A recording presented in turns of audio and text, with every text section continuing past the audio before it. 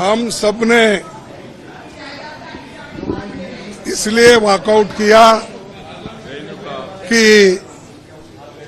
जो prime minister अपना राष्ट्रपति अभिभाषण पर जो भाषण दे रहे थे, उन्होंने कुछ गलत बातें सदन को बताई,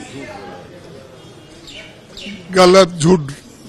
और उनकी आदत है कि झूठ बोलना, लोगों को भ्रमित करना और जो सत्य के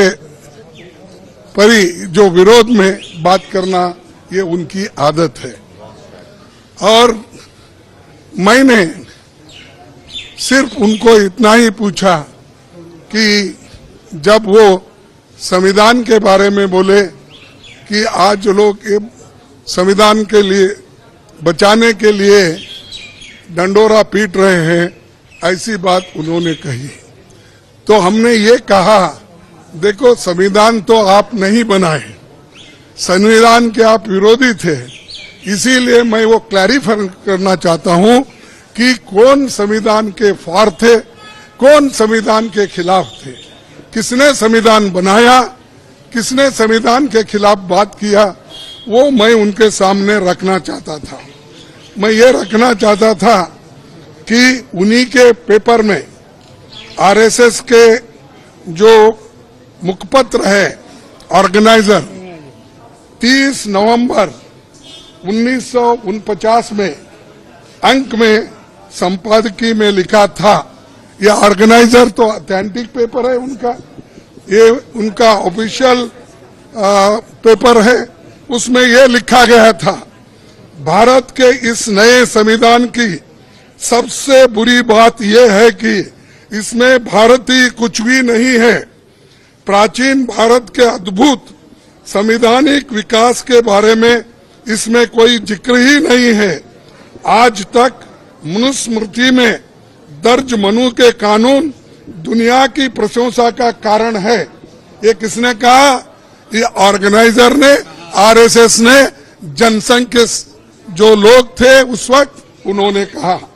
और वे स्वयं स्फूर्ति आज्ञाकारित और अनुरूपता पैदा करते हैं।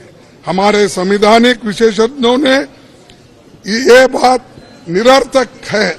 उन्होंने ये कहा कि यहाँ तक जो कॉन्स्टिट्यूंट असेंबली के मेंबर से किए हैं ये गलत है। उन्होंने उस वक्त अपोज करके इस संविधान को उन्होंने नकार दिया था और आज उसकी रक्षा की खुद बात करते हैं और हमारे को बोलते हैं कि हम संविधान विरोधी है।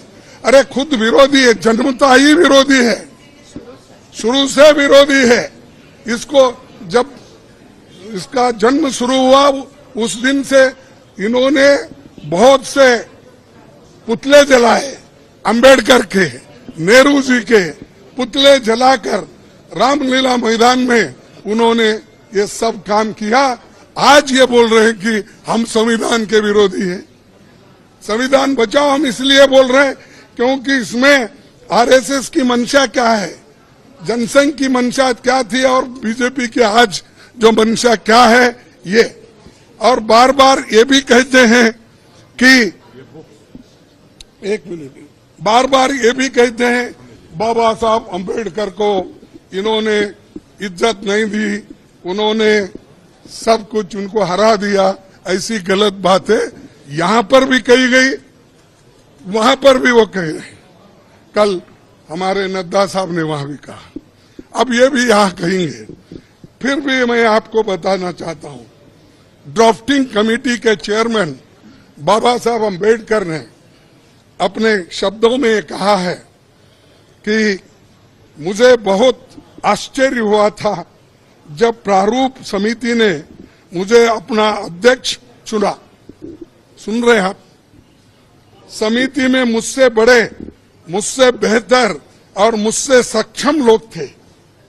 ये कांग्रेस पार्टी के अनुशासन का ही कमाल है कि प्रारूप समिति संविधान सभा में संविधान को हर धारा और हर संशोधन के बारे में निश्चित जानकारी के साथ प्रस्तुत कर सकी।